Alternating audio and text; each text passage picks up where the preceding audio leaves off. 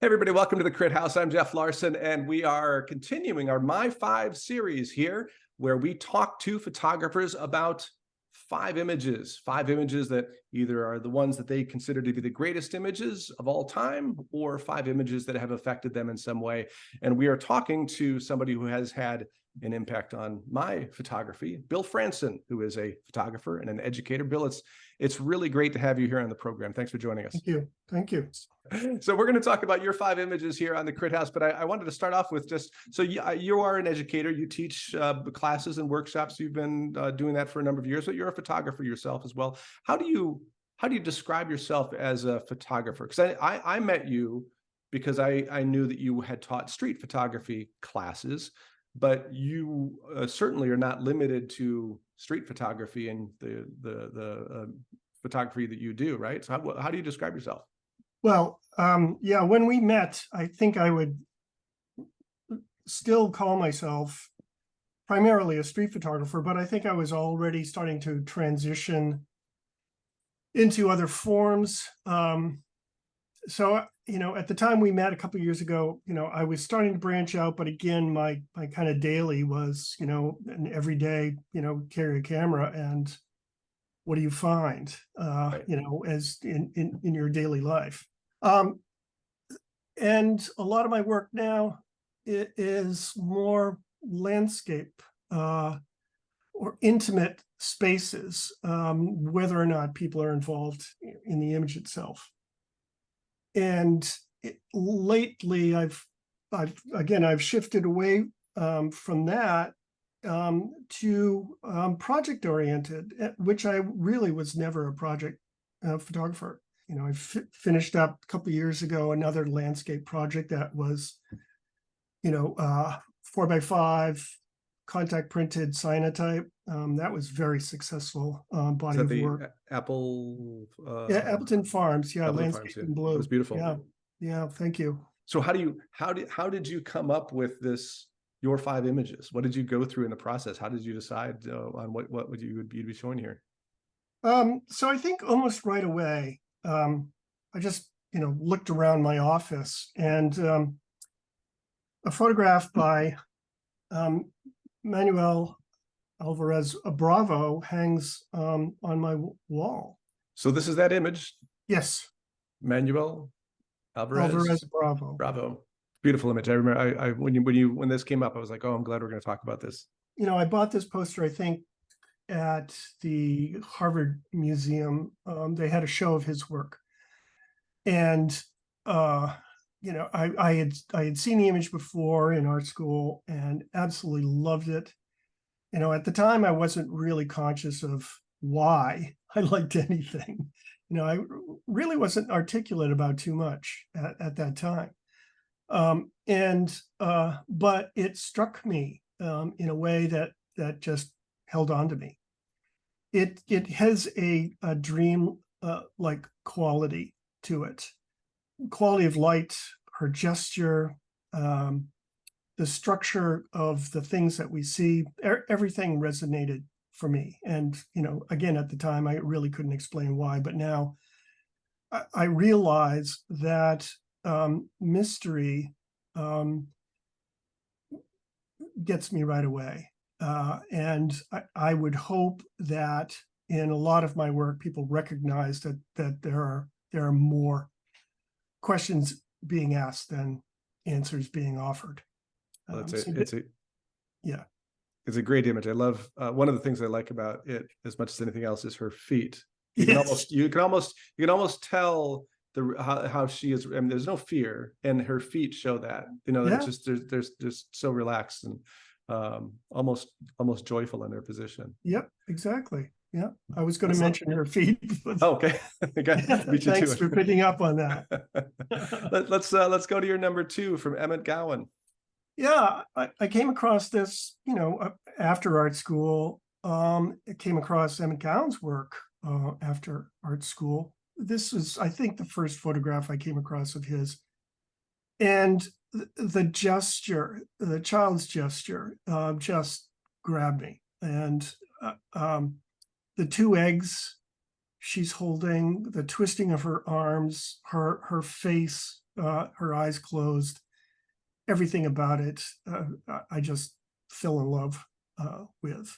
And again, the more I thought about it, it's like, well, okay, so this is an incredibly spontaneous image.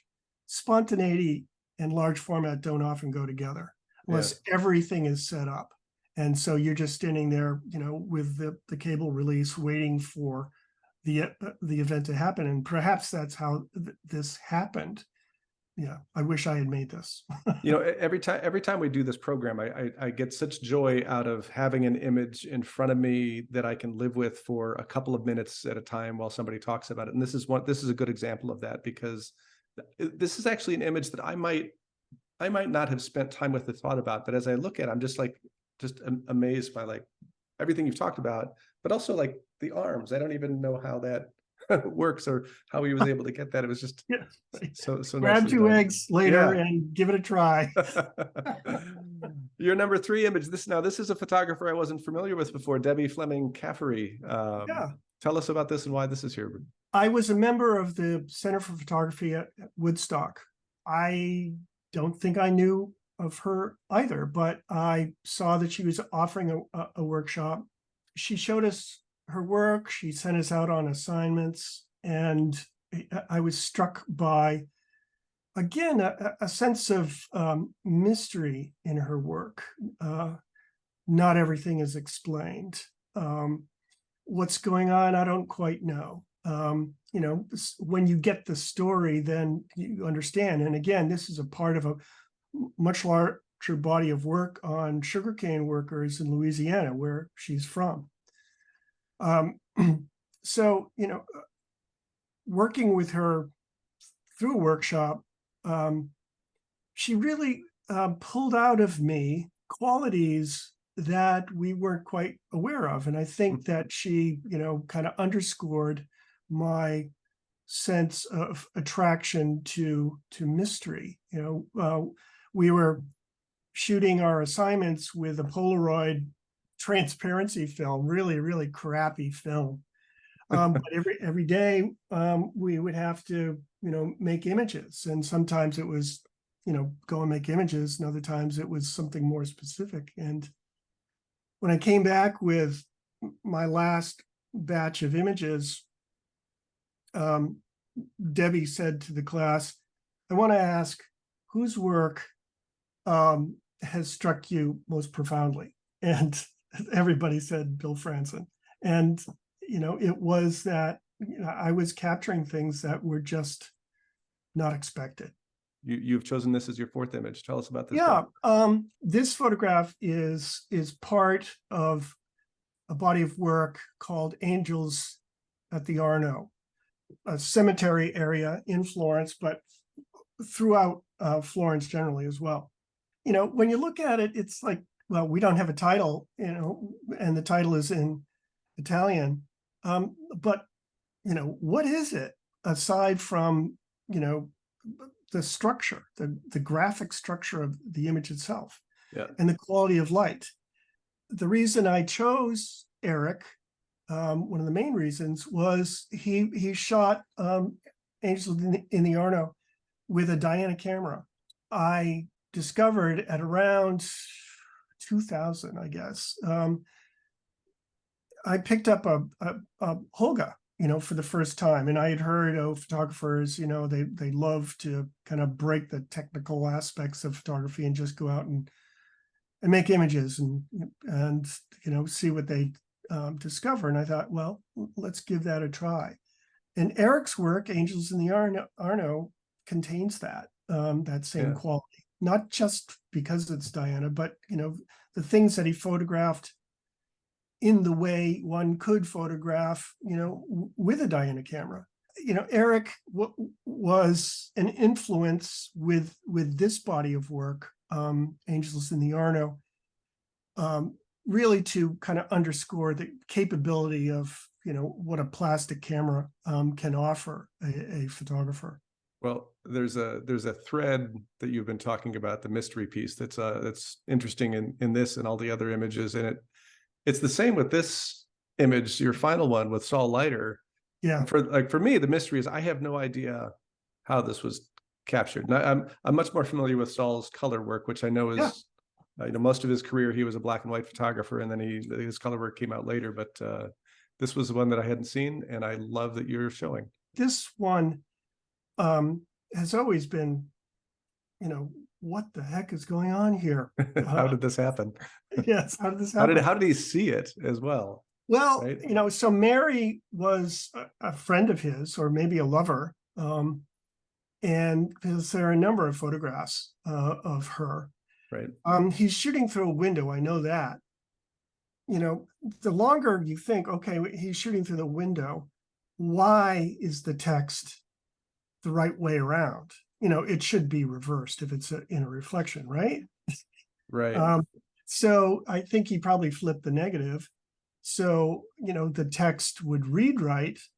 I'm fine with that, because he wasn't about, strictly, this is real. It is the mystery that's involved. So Mary is inside, and you can see, her hands and a glove. And the reason you can see them is the two men wearing dark clothing. Otherwise, if they weren't there, you would hardly see her hands at all. I wish I had the quote in front of me, but he said at one time to describe his work, I like confusion. I like it when you look at something and you can't figure it out. You don't know what's going on, and then you figure it out. I don't think I would have said that, but I think that's kind of what I'm after as well. You want your audience to kind of look and look again. Something Robert Frank said. I want people to look at my work and then double take. And I think that double take is an indication that there's something worth looking at in a photograph. Absolutely. And I'm still, even after you said you think that he's looking through a window, I'm seeing it as a reflection that she's actually outside, and that he's looking like it's a deli or a store that has some kind of window, and that the men are outside. Both she and the men are outside, and that I don't know what's going on, but They're that's really small men. Yeah. Well, I mean, maybe further away than she is. I don't know. It's well, you can see it's a mystery. Dress. They would have to be in front of her, because they are overlapping, but at the same time you can see her dress. Well, I'm almost thinking that they're like two. I don't know. It's great. Yeah. Well, that's the point. That's the point. Let's hope the audience was like, let's figure this one out.